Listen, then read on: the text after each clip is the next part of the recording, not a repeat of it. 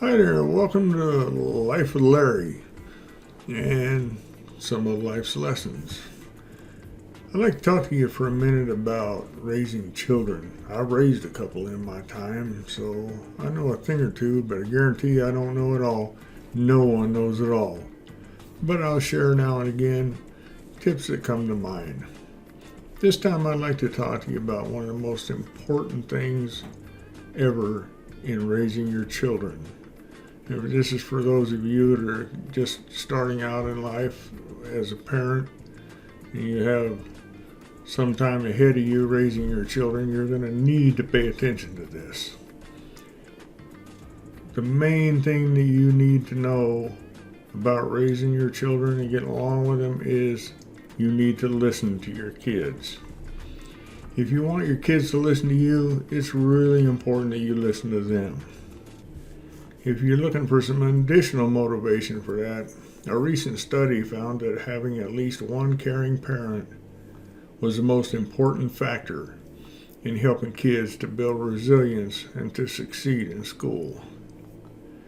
Kids are 6 times more likely to overcome challenges and to complete their homework if they had a parent who listened to them, according to a study that was published in the Journal of Pediatrics. And while parents had the greatest influence, other research also showed that the presence of any caring adult can increase positive outcomes as well. So if you want to help your kids, or kids in general, work on your listening skills. Try these tips for listening to your kids. And you may have to lay some groundwork if you want your kids to talk to you more. You need to encourage an environment that helps them feel comfortable with those heartfelt talks. Number 1, spend that time together. Your kids will be way more likely to come to you with those sensitive issues if you nurture that close connection with them. Set aside that time every day for those family meals and sharing some fun activities with them. Even if you're doing household chores together, read them some stories before bedtime. Number 2, cut out them distractions. Give your kids your full attention when they need to talk. Put away that cell phone and stop thinking about what happened at the office today or paying the rent or the electric bill, etc. Number 3, work on the timing.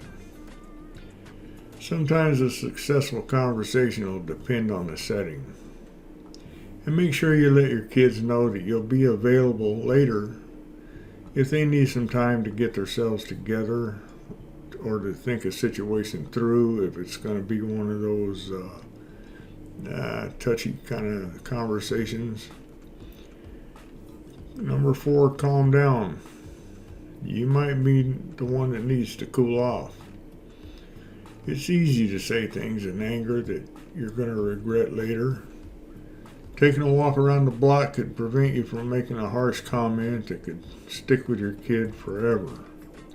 Trust me, I still remember things that my father said to me when I was 11 or 12 years old because it hurt. Number 5, think positive. Let your kids know that you notice the good things that they're doing in addition to the times that they mess up. Talk to them more about making friends and learning and less about their grades and making their bed. And anyone can strengthen their attentive listening skills. Those are skills that are probably going to help you with your other relationships as well. Use these strategies for boosting your attentive listening. Number 1, focus on interaction. The conversation goes both ways. And those are things you need to remember. Make sure you're listening at least as much as you're talking. I like to say listen as twice as much as you talk. Number 2, let go of judgments. Let your child know that you love them and that you're going to accept them just the way they are. You can validate their life experiences even when you don't agree with their choices. Number 3, drop your agenda. Encourage your kids to develop their own perspective on life and to solve their own dilemmas. Resist that urge to do the work for them. Number 4, address those underlying issues. There's usually more to a conversation than what you're seeing on the surface. If you think your kid is overreacting or developing unhealthy patterns, you're probably going to need to dig a little bit deeper. You might even need to consider family counseling. Number 5, watch your body language. A huge amount of the conversation is nonverbal. You can use your facial expressions and your gestures to let your child know that you're interested and you're supportive. Make eye contact and keep your body relaxed and your mind open. Talk about those feelings. Even grown-ups, they have a hard time sometimes identifying and sharing their feelings. And remember, kids are just now learning how to do that.